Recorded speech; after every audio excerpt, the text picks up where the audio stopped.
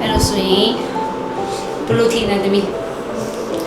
ရမယ်လို့ထင်တာ ရမှာထင်တာအကိုတို့ကဘလို့မှန်းထားလဲသူ့ရဲ့ဗီဇာ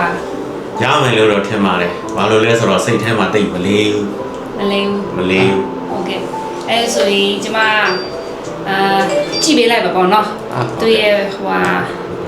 ဗီဇာဆိုလို့ရှိရင်အချိန်နေဘူးလို့ပေါ့နော်ဒီနေ့ကဗီဇာရဲ့ news ထွက်လာတာပေါ့နော်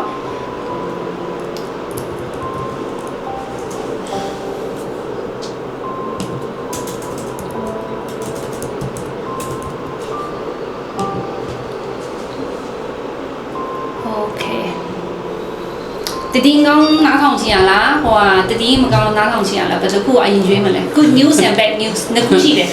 good news good news okay